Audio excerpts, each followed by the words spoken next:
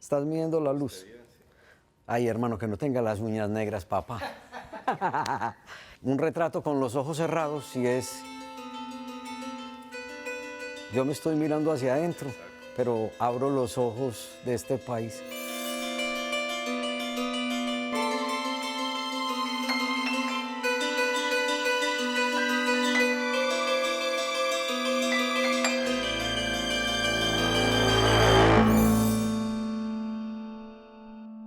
Vengo de una familia campesina en la que mataron a mis abuelos y a un tío.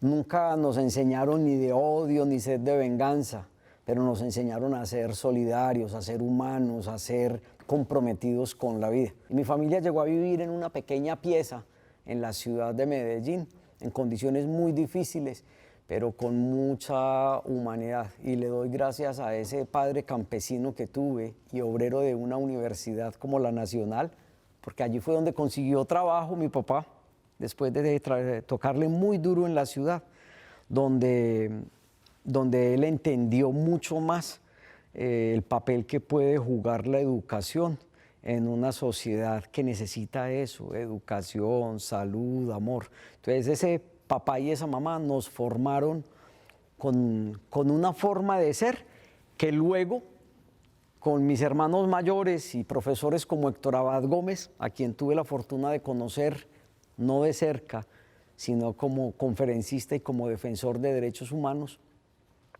me hicieron entender que el periodismo era una opción por la vida, pero ese primer año mío en la Universidad de Antioquia fue fatídico, 1987, cerca de 20 estudiantes y profesores asesinados y dentro de ellos Héctor Abad Gómez. Así que ahí fue donde nació ese hombre que quería escribir, nació la necesidad de hablar con imágenes, con retratos de una sociedad muy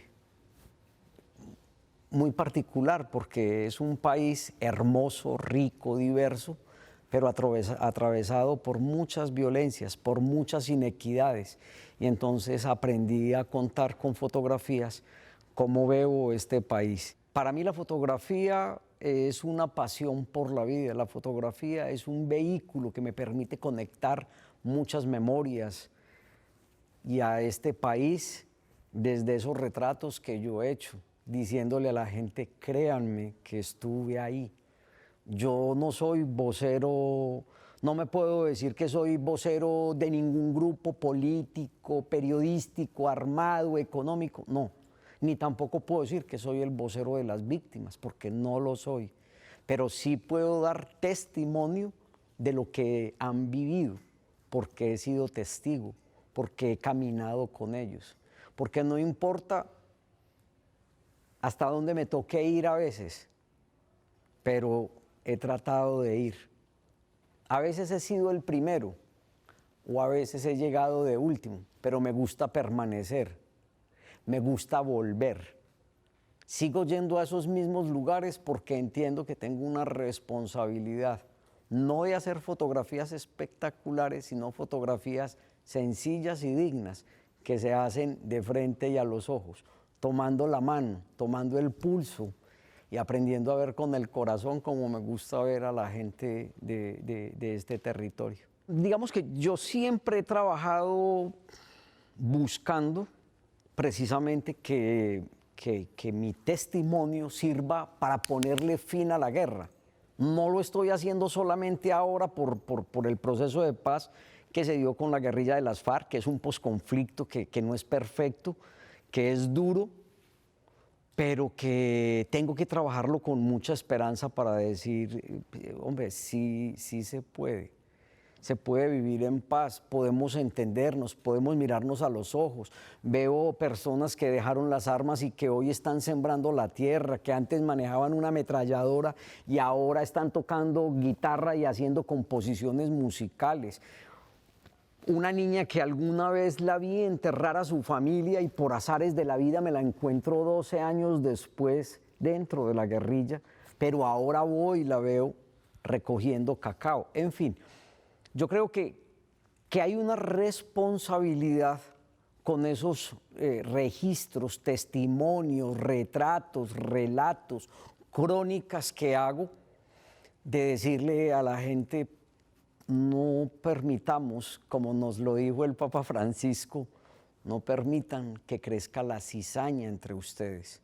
Esa parábola de la cizaña la gente a veces ni entiende lo que significa, pero a quienes escuchen este relato, por favor, búsquenla y entiendan para mirar quiénes en el país siembran cizaña, quiénes no quieren que vivamos en paz, porque es que la guerra termina siendo un negocio para unos que son politiqueros, porque la política es un arte de buscar un bienestar, pero en Colombia durante muchas décadas lo que ha hecho a una buena parte y gran mayoría de la clase dirigente es sembrar cizaña y utilizar los cargos públicos y de elección popular como una forma de enriquecer familias y grupos de amigos, sin darse cuenta que ellos son el germen de la violencia que recorre un país que podría ser para todos, porque eso es Colombia, un país riquísimo. Y la exuberancia no está solamente en las regiones de bosque, en las regiones del Pacífico, que es una belleza. La exuberancia yo también la he visto en medio del desierto, porque donde algunos vemos arena y desiertos, los guayú ven un paraíso en la Macuira, en el mar, cuando los cactus florecen y nos encuentran sus iguarayas. Y uno dice, somos a veces ciegos. En el desierto creemos que no hay nada y está todo. Y están los chivos, están los mares, está el silencio y está el viento. Y a veces en los bosques creemos que vivimos en medio de una selva que nos abruma porque no sabemos convivir con ella y la destruimos. Pero eso muchas veces las comunidades lo saben ver, lo sienten. Pero hay otros que solamente ven ahí oportunidades de minería, oportunidades de explotación, oportunidades de acabar con los bosques. Y por eso la fotografía es una bella forma de decir, para mí este país es mágico. El realismo mágico no se lo inventó Gabriel García Márquez. Colombia es un territorio así, hermoso, diverso. Y lo que uno tiene que hacer es abrir sus ojos, abrir su alma y conectar con su corazón para transmitir toda esa riqueza, pero también eso que mucha gente conoce desde mi trabajo, ese dolor de un país que ha sido durante muchos años mezquino con la gente que vive en zonas apartadas. A ver, lo que pasa es que yo creo que este país está para caminar y esa es la invitación que hago acá desde este espacio universitario hoy, con profesores, con la gente que llegó y a los más jóvenes. Hay que caminarlo y hay que caminarlo de la mano de la gente. Hay que confiar en esas palabras y eso lo tiene que ir sintiendo uno en la medida en que está construyendo ese relato de sus propias manos, de sus propias voces. Porque la gente que aquí ha vivido en regiones apartadas y con situaciones muy difíciles, para mí es gente muy bella. Este territorio hay que construirlo con otros relatos, y no solamente con el relato periodístico, no solamente con el relato fotográfico o de los artistas, no, con esas cantaoras del Pacífico, con esas marimbas de chonta que tendría que hacer vibrar a todo un país, o con esas arpas del llano, con esas flautas de millo, con esos acordeones, con esos poetas como Horacio Arturo del Sur, o como Miguel Epiayú de La Guajira, con hombres y mujeres que a través de la danza resisten. Y ahí es donde yo digo que este país no se desbarató, no fue por su clase política o por los armados. No, los armados no lo han desbaratado, pero los que pusieron las semillas para desbaratarlo fue la clase política. Colombia no se desbarató, fue por la tenacidad de su gente, por la resistencia. Cada que yo vengo a este territorio, o voy sobre la franja del Pacífico, o voy a cualquier rincón de Colombia, yo digo, aquí hay gente muy fuerte, muy vital, muy bella, que uno dice, esos son los resistentes, pero han sido los olvidados. Porque ponemos la lupa, y lo digo por los grandes medios de comunicación, solamente en un sector, y se nos olvida entender que de sur a norte y de oriente a occidente, Colombia está habitada por gente que lo ha estado poniendo todo por la vida. Y lo que le están reclamando a esos dirigentes de Colombia es que salgan de su confort y su comodidad para que salgan a los territorios y entiendan que ahí es donde está la grandeza. Mire, yo pues le planteo a la gente y caminando, hay muchas cosas que a veces son muy sombrías, como lo que está pasando aquí mismo en las montañas del Valle, en municipios y en la parte alta de Jamundí, lo que sucedió en Florida, las amenazas, los asesinatos de guardias indígenas en Toribío, en la zona de Suárez, en fin, hay cosas que son muy difíciles. Pero yo creo que lo digo porque trabajé y sigo trabajando después del plebiscito por la paz y después del proceso de paz, ver a los muchachos saliendo a las calles, marchando, defendiendo ese proceso de paz, porque estamos diciendo de la mano de los indígenas, frente al fusil, la palabra. Aquí hay mucha gente ausente porque lo entregó todo por la vida.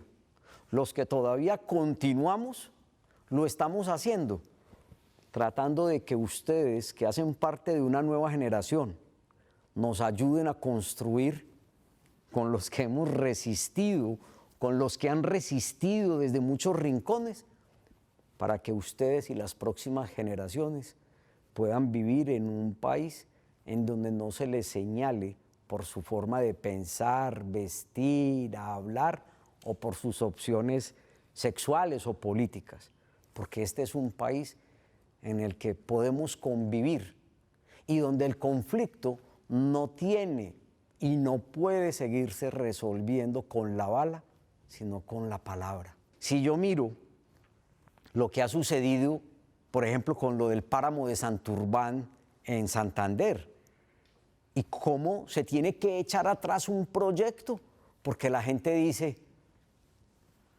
preferimos agua a oro. Y entonces dice uno, aquí hay algo que está cambiando. El problema de Colombia no son las guerrillas, no son los grupos criminales, no son los integrantes del ejército que también terminaron muchas veces manchando sus manos con malos procedimientos. El problema de este país es que hubo a veces dirigentes políticos o algunos que se hicieron pasar por empresarios, pero eran bandidos que buscaron lucrarse de la guerra, y solucionarla implica no solamente decirle a un guerrillero que diga la verdad, o a un militar o a un paramilitar, hay que decirle a otros que participaron de ella cuál es su verdad y usted de qué forma se enriqueció, usted de qué forma participó.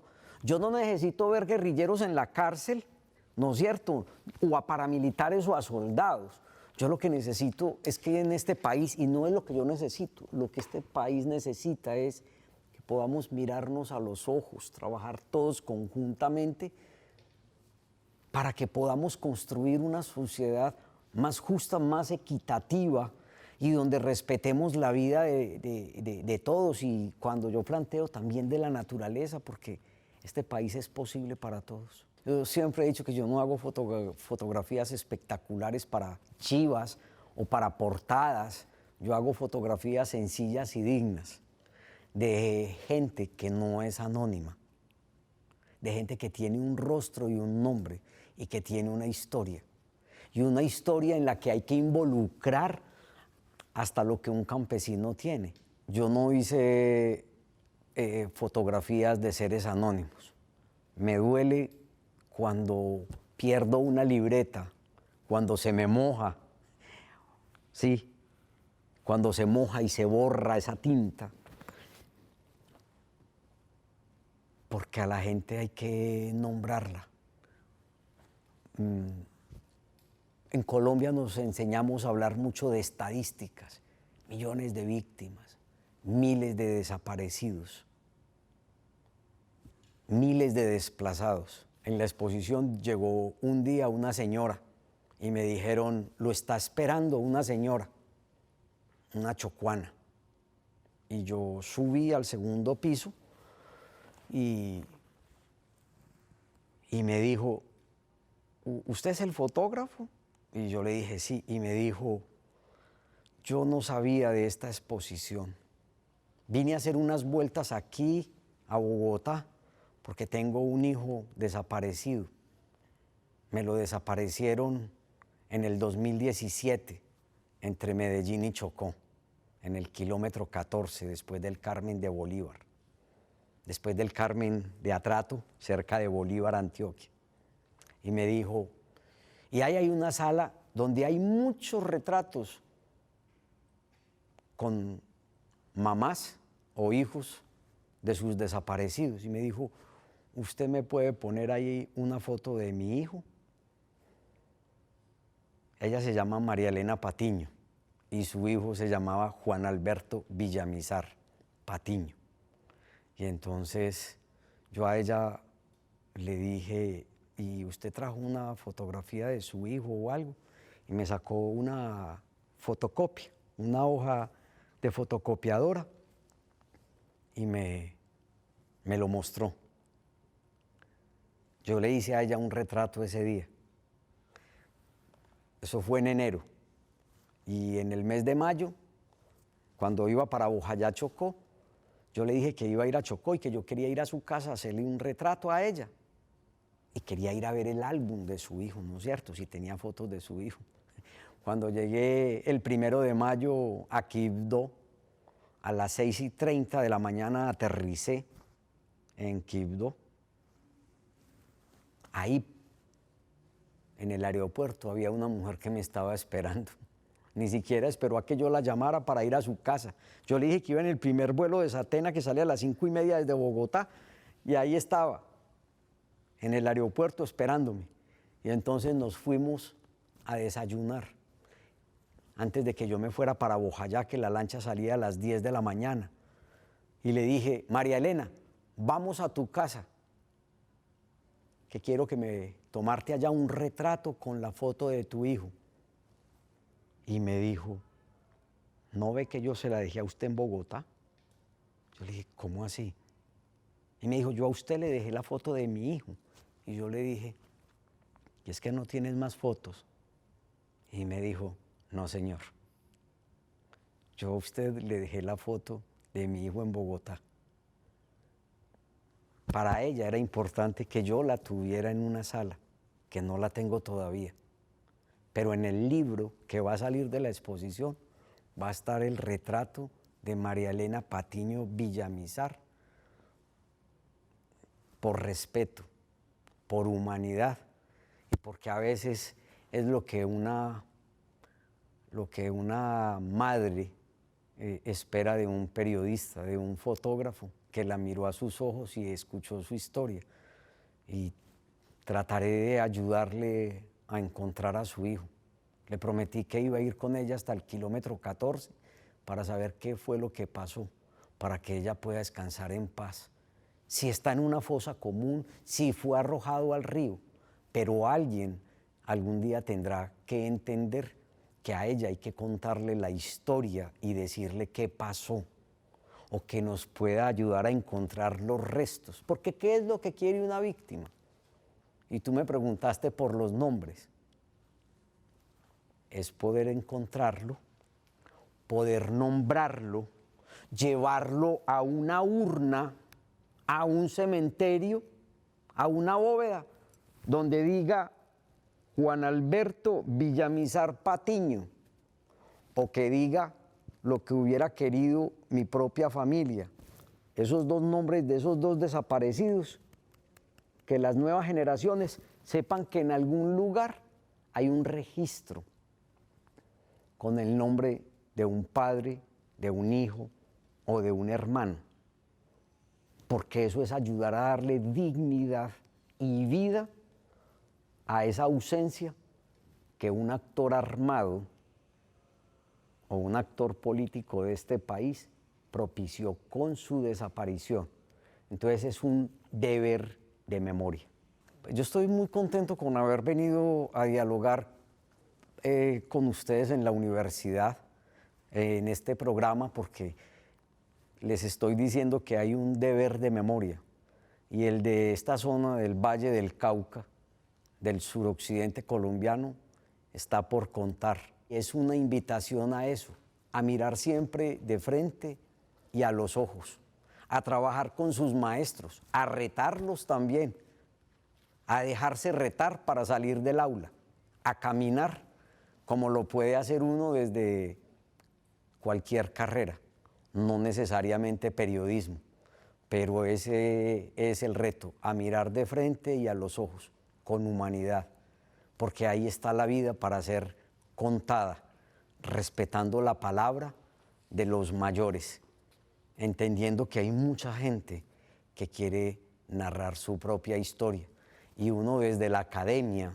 o desde un medio de comunicación universitario o barrial puede ser un vehículo para que la memoria viva.